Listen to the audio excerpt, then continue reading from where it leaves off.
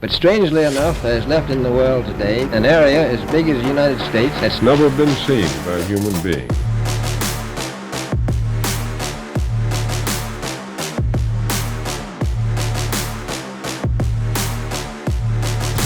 The best is yet to come. Then they added the towers. Then they added all the statues. Then they added all the Christian decorations. So there is no evidence that it was a church in the first place. Houston, we have a call. We destroyed that technology. People should not be walking around with masks. That stuff is flat. There's your flu last year. Here's your flu this year. Literally doesn't All right, even ladies and exist. gentlemen, welcome back to the Hibbeler Effect, and I wanted to let everybody know this will be the final episode of season 1, and it's been good up to this point. I've had some interesting conversations with a lot of different people. Some people I've spoken to before in the past, and some people I've never spoken to. I learned a lot along the way. But in terms of my new film, Old World Order, it will be out next year. I have no timeline for it. I have no release date as of yet. Teaser trailer coming very soon. Everyone involved that's going to be in the film helping me out will be listed soon. So everybody will see that shortly here. But got to start traveling, from San Francisco to Europe, everywhere I can to get boots on the ground and figure this out. So owofilm.com, guys, please spread it, please share it. Once I can get this up and running, I can start to book flights and get things, figured out at that point. I do have a setup in my mind of how I want this film to be structured. There's just going to have to be a lot of traveling involved, and hopefully you guys can help me out with that. But right now on this show, the final show I'm going to be doing this season, and of course I will start season 2 of the Hibbeler Effect as soon as I'm almost done with the film, put it that way. Once I'm like, this film's pretty much done, now I'll have the time at that point to start a season 2, start getting guests back on, people you guys want to hear, want to see. But today I wanted to talk to him. I don't know if you ever heard of the man. He's not going to be on camera, guys. You know how it is sometimes. It's not going to happen with everybody. But he did agree to sit down with me today and educate everybody and represent his research of the old world and history as we know it, especially organized religions and everything. This guy has put a lot of work into his books. I wanted to get this author on. He has been recommended to me by many different people, and I'm glad. We already had a conversation before this, and he has done a lot of research. He knows a lot of stuff. He's traveled pretty much everywhere on our plane, so this is going to be a great conversation coming up. It's going to be David Ewing Jr., the author. I hope you guys have heard of him. If you haven't, you're about to. And for those that have commented about this show, especially during the first season, remember I was rusty, especially the first couple weeks. So I apologize if I was interrupting a lot of guests or anything like that, but at least you'll have a treat today. I barely got any words in. So David, he goes. You think I go? Whew, sit back and relax, guys. David Ewing Jr. is coming up here in a few minutes. I just want to thank everybody that comes over to Rockfin, supports me. Just know that all my Rockfin episodes will end up being all completely free. They're only up there in the beginning stages for people if they want to come over and support. No one has to. Everyone knows it's going to be free on Rockfin eventually, and eventually all of them are going to be free, and that's kind of almost around the corner in a sense. But I do want to thank everybody that actually comes and supports, that can help me, keep my lights on. So I do appreciate that, but just know it'll all be free. Just like all my films will always be free. No matter what I do, it's going to be out there for free, because that's the most important thing, is getting the information out there. Just helps to be able to eat along the way. And you guys have allowed me to do that up to this point. Now this is a true test here, this project, because there's a lot of places I have to go, to really kind of get a grasp on the false narrative, and then obviously the true information, the true his story, whatever you want to call it, the story of what came before us and why they lied, and there's a lot of stuff involved with this specific topic. That's why I don't consider this film a Tartaria film, even though for all intents and purposes, yeah, it is, in terms of people that heard the word, they kind of know what it means. So yeah, that's a film, you could say it's similar to that type of stuff. But this is basically, I want to try to uncover the lies here, the deception, the way I kind of attack NASA all the time and show their green screen, show their harnesses. And, you got to show people that. You got to show them the hilariousness of the CGI. I'll be showing the hilariousness of the reconstructed buildings. It's like, it looks like models, half of them. People like sitting there, there's like 3 people in like with a bow tie on, like a shovel, like, yeah, construction. It goes deep, as everybody knows. There's different angles to cover with this topic, and I can't cover them all in one film, just like with Earth. I mean, I'm past the 3rd one now in a sense, and I will eventually make a 4th. That's in the playbook, my mind. I gotta, let's make a 4th. Let's do something different for another film on the Earth. But right now, I'm going to be focusing on this and trying to put some pieces of the puzzle together. I want to, again, like I do, I introduce these films more for your neighbor, your cousin, someone that's like, I heard about this. What can you show me? And that's what I'm doing. I'm trying to represent the truth in an entertaining documentary style way where people can learn, people can pause and go, no way, that's no way. And then they look, oh yeah, it did say people on horse and buggy built this. So again, I'm just trying to connect the dots and put the real timeline out there so people can understand what a huge deception our history is. I think all of it's a lie, but it's not about all of it. For this film, it's about, who came before us and why they would cover it up. And it's very explainable. I've heard it from different angles. And we're going to hear David Ewing Jr.'s take on this and about other topics, a lot of other topics as well that he brings up and wants to explain to you all. So once again, everyone, I want to thank you for supporting me on the Hibbeler Effect and commenting and liking and sharing and DMing me on Twitter and Instagram of ideas and just liking the show and saying that you learned something. And so I appreciate it, but I really have to focus because I am producing Eddie's show. Look into it every week.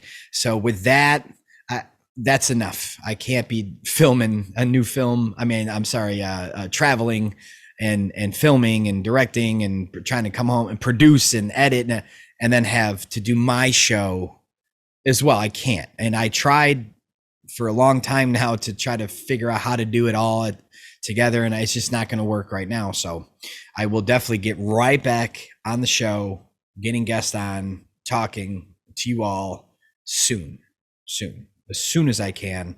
As soon as I know, hey, this film is getting to the point where I can think it's going to be completed.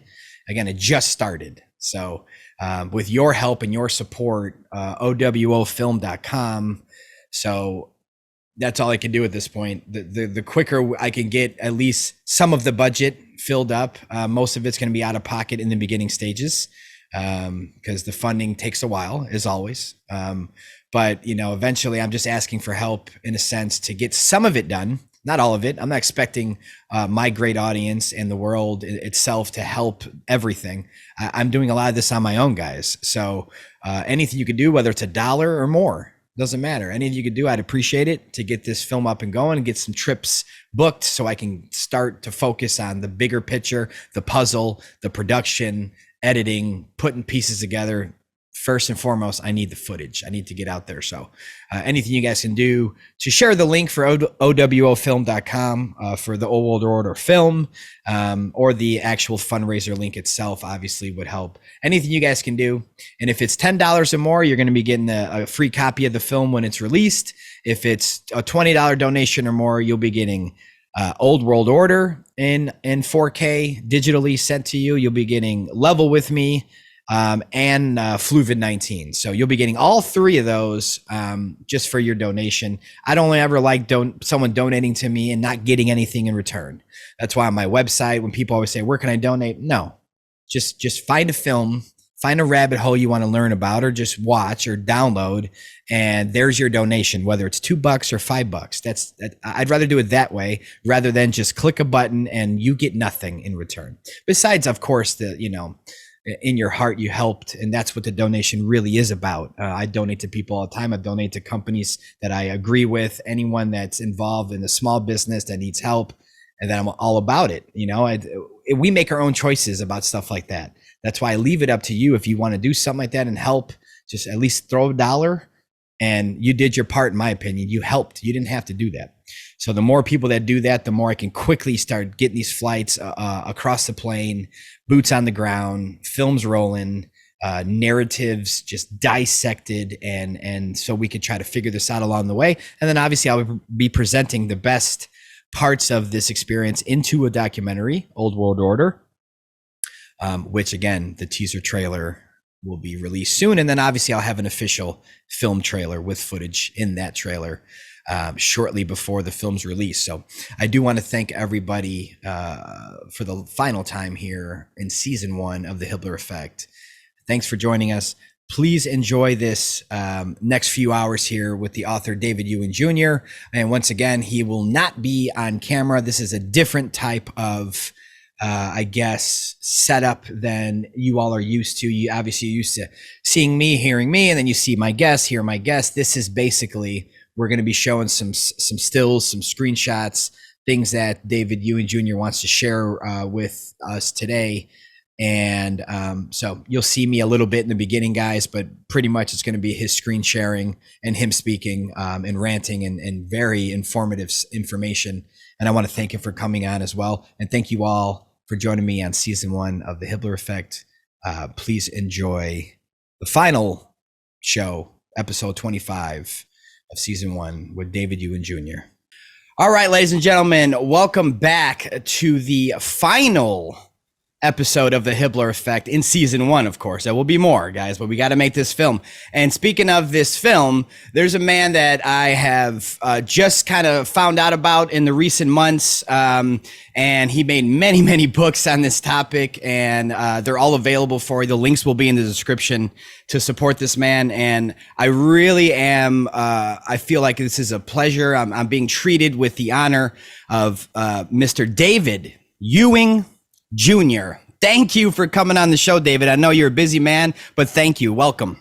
Yes, nice to meet you, Sean. Yes. Just call me JR. In America, everybody knows JR Ewing. You can call me JR if you like.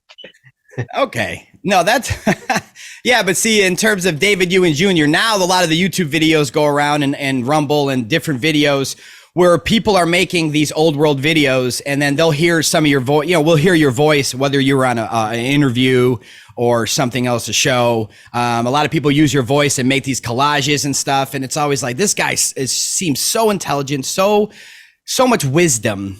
And once I started to look at some of the stuff you were doing and saying and stuff, I was very intrigued. I'm glad that we linked up because you have a lot of research into this category. Yeah. Yes. Yeah. I've published 20 books at the moment, and they're in over 30 languages. That includes languages like Korean. Hong Kong has a different written format, and Taiwan, Japanese, Indonesian, Vietnamese, Persian, Turkish, Bosnian, Croatian, Portuguese, Arabic, Russian, Ukrainian. So my books are in over 30 languages. Yes, it's because the thing is, this is a very big, serious topic about world history. Yeah. Now, the thing is, my books are titled, I've sent you a picture showing it. Yeah, I'm sharing the screen right now, David. I don't know if you can see it. Yes. Okay. Yes, I can. Yeah. Yes. They're labeled Tartaria. And the thing is, I focus on history. I've made my books very simple so that anything I say, I put the references immediately within the same paragraph instead of at the end of the book. Now, at the moment, people are looking for history. And the thing is, there's millions of people who are looking everywhere. It's because many people don't believe. I'll give you an example, and you are going to be like totally shocked about what you're going to see now, and you'll think, I can't believe this. Like, there's a mainstream media. I want to be shocked. Let's go. Yeah. Yeah. Like, have a look at this. Now, here they're trying to show that they've found secrets in archaeology. Look at this video, 2.5 million views. Give me one second. So this shows you an example. This is in the English language. But now let's go to the Taiwanese and Chinese language. But subtitles or the writing in Taiwanese and Hong Kong language. Just have a look at here. Here's somebody who's posting videos about lies in history and the New World Order. This particular video has 1 million views. So it's showing the Chinese one. Yes. Has got 1 million views, so it shows there's people all over the world who are right now who are looking for the truth. Yeah. Yes. Yes. And here is from France. Somebody's made a video to show Napoleon Bonaparte did not exist. I've written a book about this called Napoleon Did Not Exist. And here, this video has 1 million views. It's in the French language. The thing is, so it shows many people don't believe in history anymore. Let me send you an example. Here is in Greece. My books are in Greek as well. This is just one video. It's got about 250,000 views. So there's hundreds of videos going around in Telegram, Instagram, Twitter, Facebook, YouTube, and they're in many different languages. It's because at the moment, many people just want to know what the hell is going on. Yes, and people know that something is wrong with world history. Yes. Yeah, it doesn't make sense. The timeline doesn't add up. The official narratives of a lot of things before the 1900s started. It's kind of laughable though when you actually look at it and with a open mind and use common sense. Sometimes, guys, common sense helps. You look at even common sense, you go, this makes no sense. And I think that's why people are questioning things now more than ever, right, David? Yeah, common sense is not enough. I will explain to you why. It's now they're doing it, but after September the 11th, many people did it. And like there's many videos. It's like, as I've shown you, there's hundreds of thousands of views. It's like many people have made videos of me in the French language, in the German language, in the Russian language, in the Turkish language, in the Persian Iranian language, in the Indian language, in Indonesian language, in Japanese and Chinese. So this is why I've made a totally different approach in how I'm presenting the history. I wrote my books to write them in simple language, almost like they're high school textbooks for somebody aged 12, 13, 14 or 15, so that people can see the simple big things that are wrong with history. And then from there, people can move forward. Because the thing is, if you look at the way the truth has been presented, like for example, there was the 911 was an inside job organization. They had many protests. Oh yeah. What did they achieve? Many people will say they achieved nothing because nothing changed. The protest started 20 years ago. 20 years ago, they lasted for many years. Many people made videos. Many people became famous. They lasted around 5 years. They come and went. Many of these people had PayPal, Patreon, and other things. People made money from this. It was like a business. Yes. Oh, yeah. So so the thing is, even in the other side of the world, people are making money from it. Now, there have been a few people who made big advances. Now, especially in Europe and America, many people will not be aware of this, but now many people call this subject Tartaria or the Mud Flood. Now, these titles came because there was a Russian professor from Moscow State University who wrote about the history of the world and showed it's utter nonsense, it's a total joke. And he showed something to do with astronomical calculations. Now, Wikipedia will say astronomical, but I mean, for us, the common layman, we will call it the Kabbalah mathematics, or we'll say Illuminati mathematics or Masonry mathematics. What they've done is they've totally falsified world history, and they've totally invented world history, and they've organized everything mathematically. Couldn't agree more. I wanted that real quick, David, before you get into that, I wanted to, for the people looking at the cover of your book, where are you and what is the official narrative of those buildings behind you? Right. That is, I'm in Moscow. Yes. And obviously outside St. Basil's Cathedral. Now, because we speak English, we are going to say Basil's Cathedral. But if you went to Russia, the people will say Vasily. Vasily. Yes, but then the thing is, this same name you will find they're using in Saudi Arabia. And they will say the king of Saudi Arabia 50, 60 years ago, he was called King Fasil. Fasil, and in Russia, they will pronounce it Vasily. Now, in England, we're going to say Basil.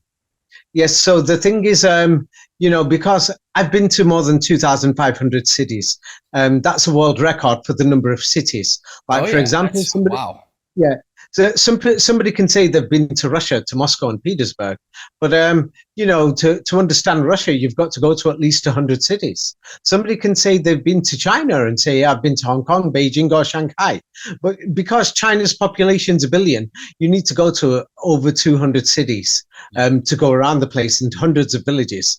So the thing is, I've been traveling around and been going to many places. And when you go to many places, you obviously, the first thing you realize is the difference in the peoples, the architecture, the languages.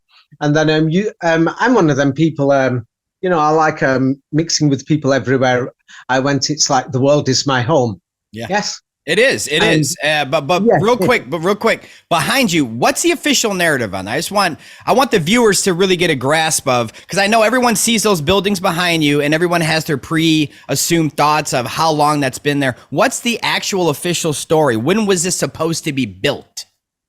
Right. Now, the thing is, I don't want to focus on just that one building because the entire area of Red Square has got falsified history. Yeah. It's like, for example, because you've asked, I don't want to state it without giving direct evidence. Now, the thing is, in my book, Napoleon did not exist. Napoleon and the French have got a lot to do with Moscow. Yes. The thing is, if people start looking at when was something built and everything, they are not going to understand the history very much. Now, the first thing is, this is in my book, Napoleon did not exist. Now, if anybody goes through it, I'm going to send you pages from this book, then people can have a look at the book itself. Instead of me giving a temporary explanation which could distract people. Now, this is Moscow City, the picture that I've just sent you. Yeah, it's up. And they claim that Napoleon Bonaparte went to Moscow.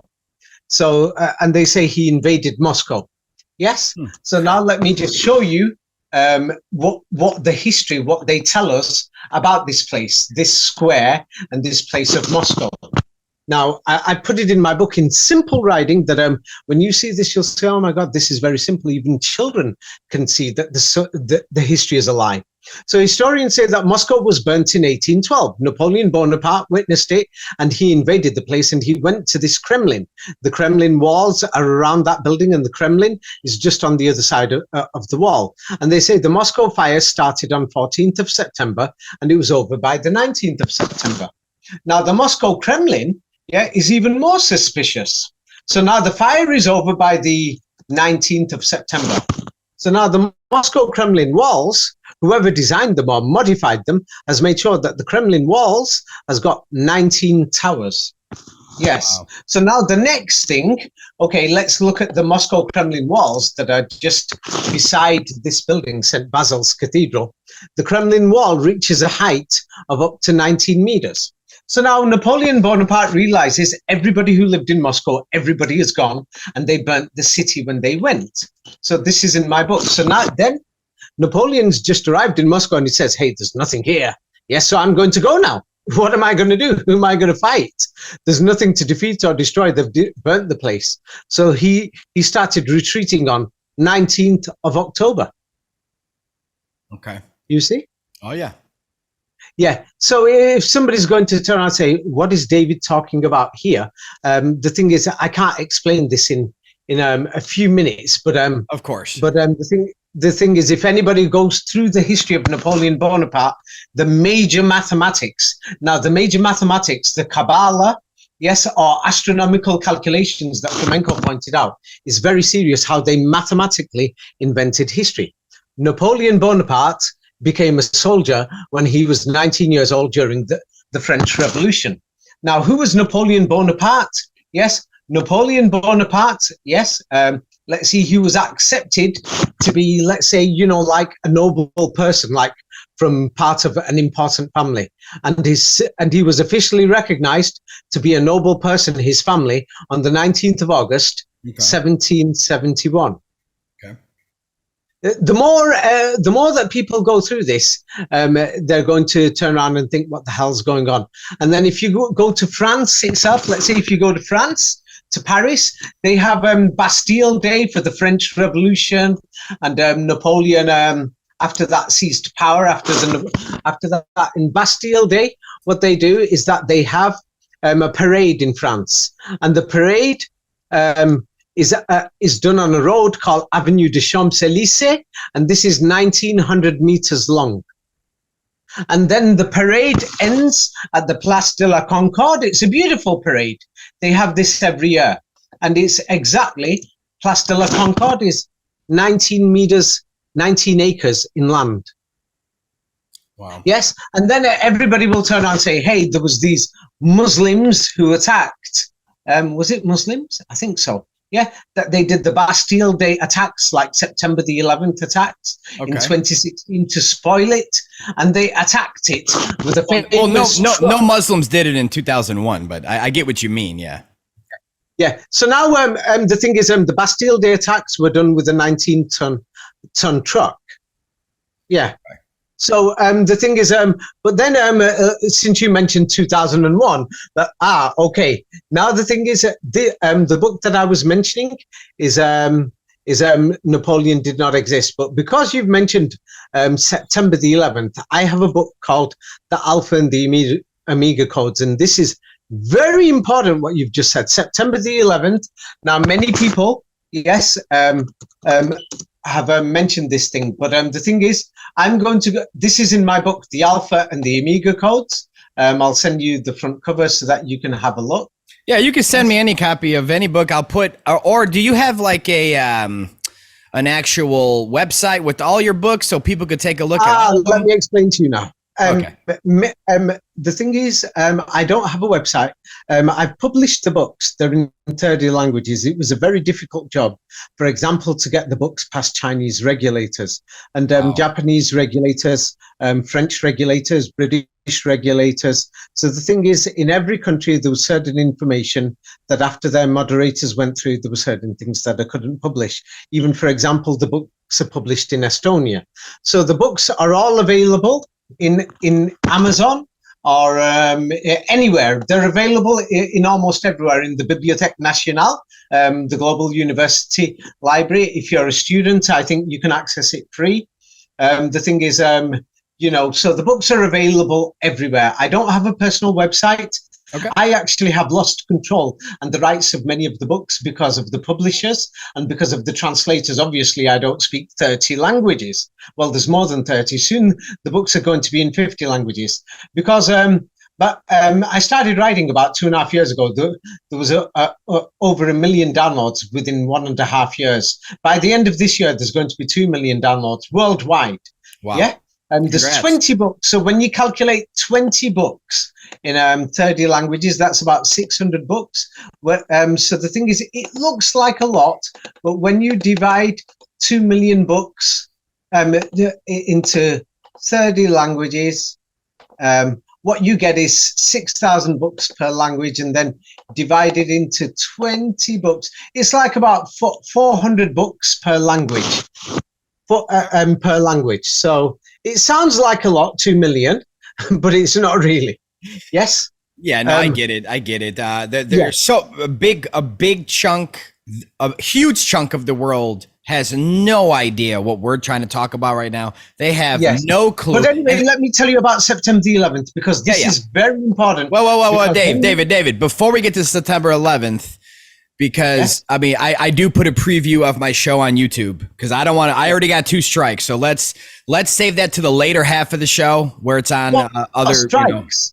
Yeah, I got 2 strikes. It will just take 2 minutes. It will take 2 minutes. All right, no trigger words. That's all. No, don't say box cutters or nothing like that. About the official event. That's all. Go ahead though. Okay. Oh, don't worry.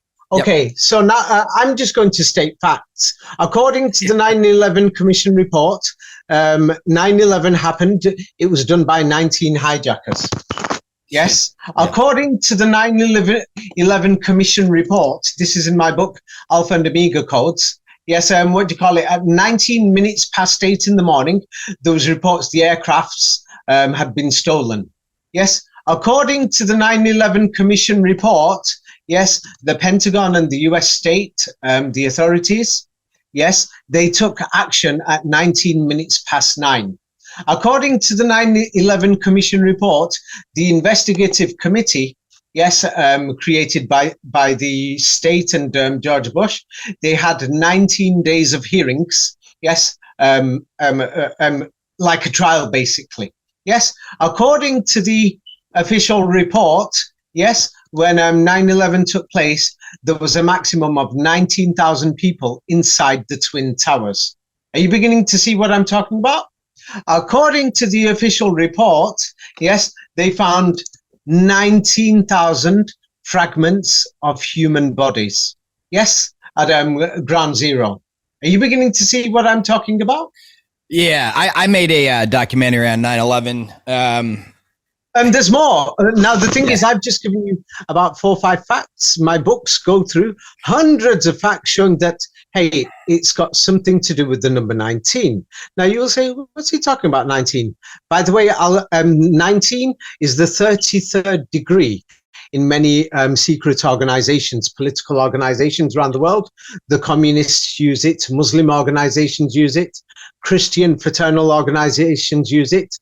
Other organizations linked with Masonry, they use it. Oh, of course. They use it in everything, especially when COVID started. It was like 33 cases, 33. I mean, it's all it was, okay. you know. I will explain to you.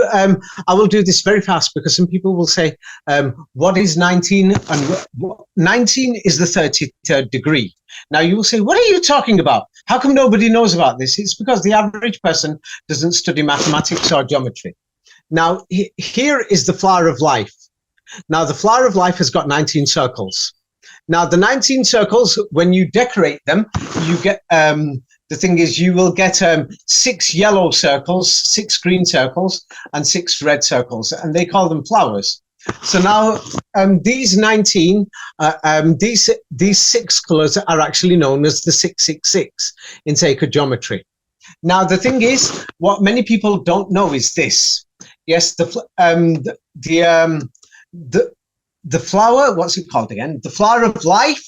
Yes, within it, from the center of all the flowers, it forms a cube, or the Kaaba, or the Kaab Allah. How the Muslims say the Kaaba in Mecca, and Allah means God. Yep. The cube, Kaaba, or the house of God, or the secret knowledge of God. Yes. Now this. When you look at this, when you create this 3-dimensionally, yes. Now, in the second dimension, there is 19 flowers. In the first dimension, it's a 1 and a 9. I'll explain this in a minute. In the third dimension, it becomes 33, the number 19. Yes. And you will say, how does it become 33? Now, I've sent you a picture. It shows the 19 flowers in the flower of life, 19 circles, how they become 3-dimensional. Yes, and then when you count the 19 flowers and put them together 3-dimensionally, when it becomes alive, when the flower of life is alive, because we live in the 3rd dimension, there is exactly 33 circles. Now that is the flower of life. Now now maybe you will say, what is this? Yes. Now the biggest shock in the world that is going to be made now, 19. What is 19? Now, I've said this to many people before, and this is the biggest shock. 19 is the mathematical representation of the name of God, or the Alpha and the Omega. Now, Alpha is the number 1. I've sent you this. This is in my book, Alpha and Omega Codes, and in the Matrix Codes. Alpha is the number 1, and Omega is represented as 9, or the end. Yes, so it's the Alpha and the Omega. Yes, let me just show you the matrix codes. It's explained in detail in the matrix codes. Yes. Okay. In the matrix codes, the book called The Matrix Codes. It goes through the codes, how the 33rd degree. It starts from the alpha and the omega. If you're basic, you start off with the alpha and the omega. This is how you will start it off. Yes, and the alpha and the omega, let me just show, you'll find it all over Europe. Yes, it's in churches, cathedrals, and many things from medieval times. And this is the symbol for the name of God in Europe. Today we use the word God, yes, but people for centuries in Europe, they used the alpha and the omega.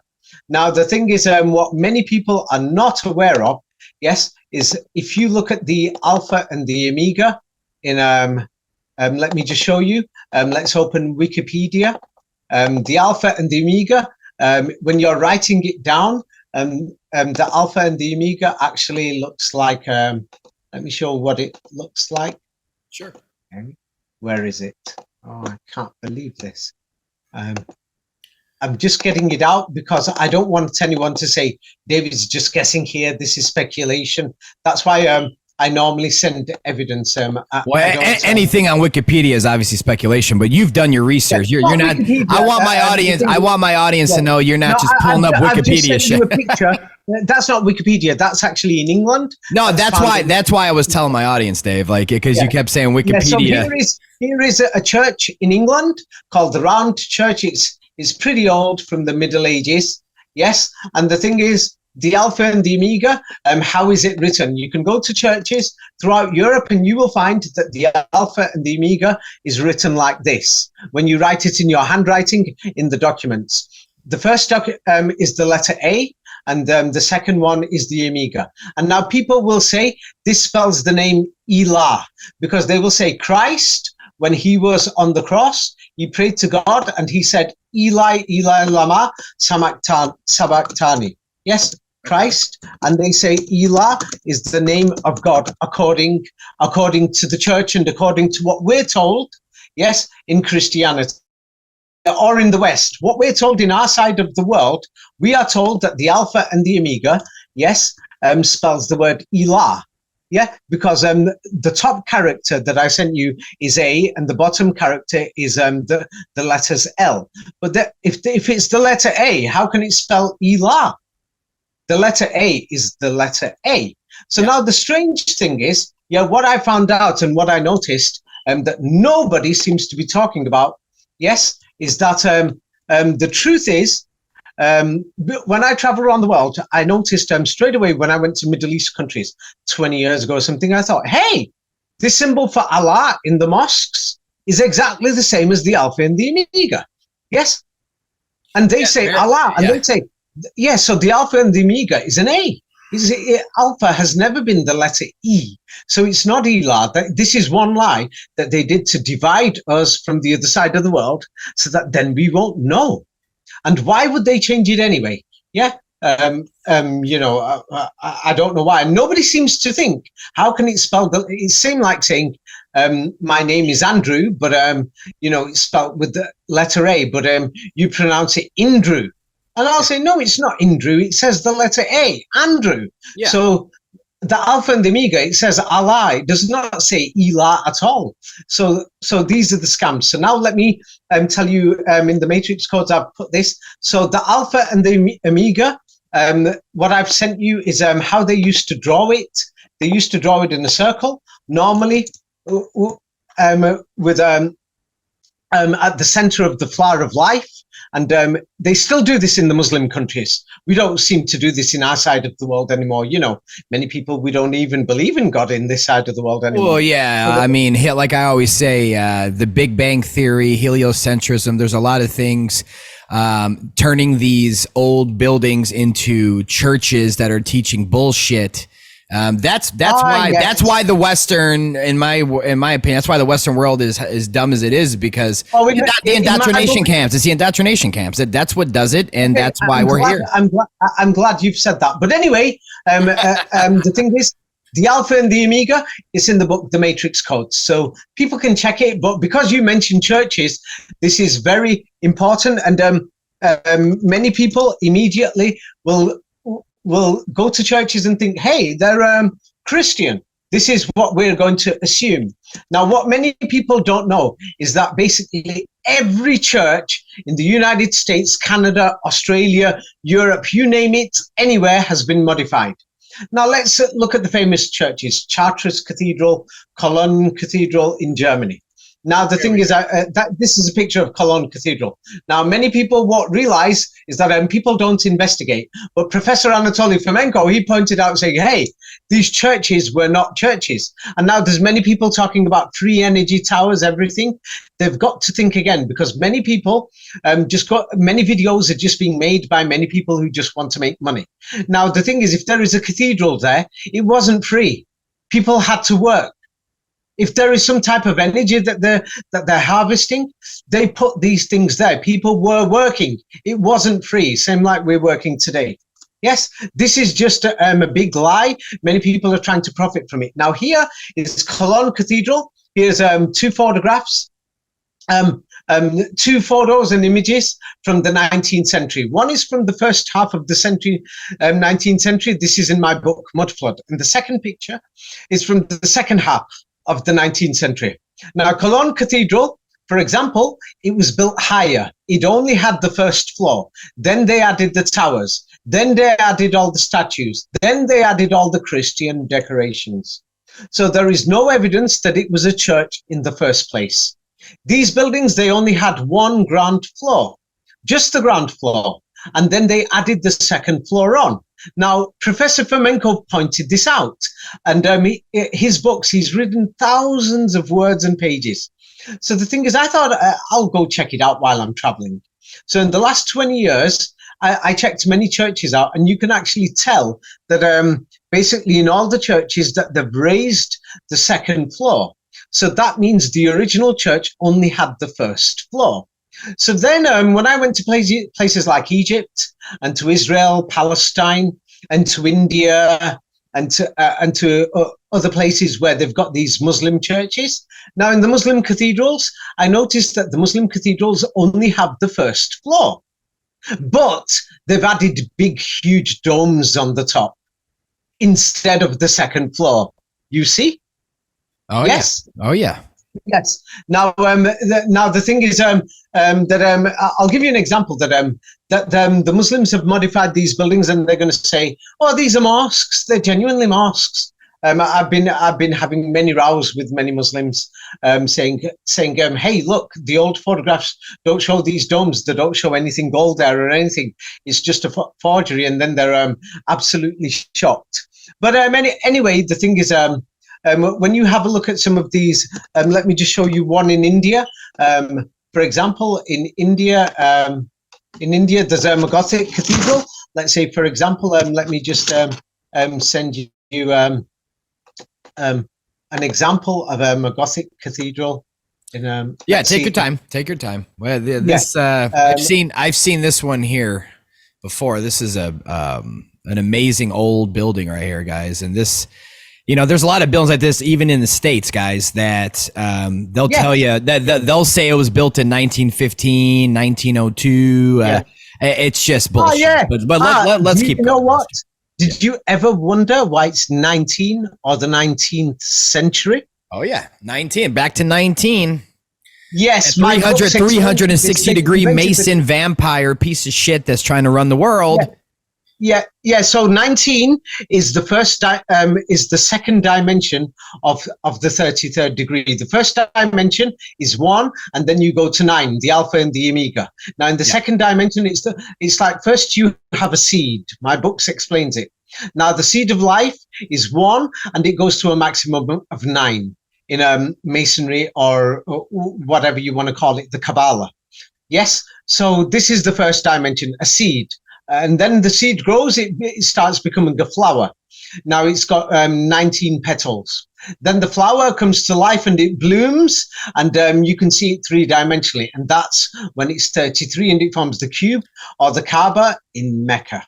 Okay. Now, and then this building, real quick, this building we're looking at here, what would the general public assume? What would it look like? I'll show you what it would look like, because here is a picture of Sidi Syed Cathedral in India.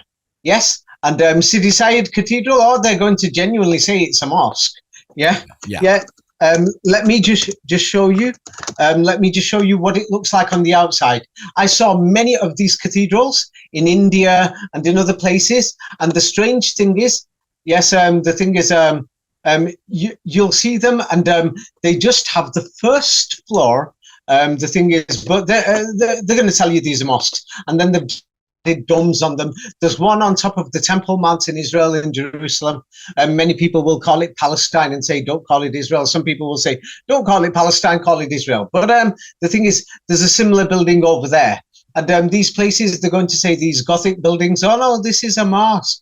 Now the one that's there in Al-Aqsa Cathedral, that's on the Temple Mount, if you go inside it, the thing is, they've converted it into a mosque, and you'll see Muslims praying there. Now, the ones in Europe, you'll see Christians praying there, and they've converted them into churches. Yes. The thing is, but if anybody checks the old photographs, you will see almost all of them, not a single one had these Christian statues or Muslim decorations. And I'm glad you brought that up, because now, as I've been researching this, obviously not as long as you, not even close, but as I've been really heavily researching this lately, it feels as if they like some, not all, of course, selective buildings, old world buildings that they just added shit to. They threw a plastic cross on top or tried to match it to the color, and that's it. And that's it. And people, oh, that's an old church. Like, no, they just put that on there in probably the early 1900s or mid 1900s and called it a church. But that's been there for a long, long, long time. Now the thing is, it's because we live in Europe and America. What they've done is that they made us hate India into thinking, hey, they've got these, all these idols, all these strange things. But these Indian temples, many of the old ones, in the interior are exactly the same, like Gothic cathedrals, Gothic construction, many Hindu temples. Now, they've also made us think that we can't look towards the Islamic world, but those buildings are the same. And you can actually find photographs of their modification, 1880s, 1920s. You can find it. My books goes through them. But now the main thing is many people are going to dispute this. Now, do you know what the best thing is? In my books, I've shown how they've used Kabbalah mathematics, Kabbalah. They didn't call it Kabbalah or the Kabbalah because they know the Alpha and the Omega is Allah. It is not.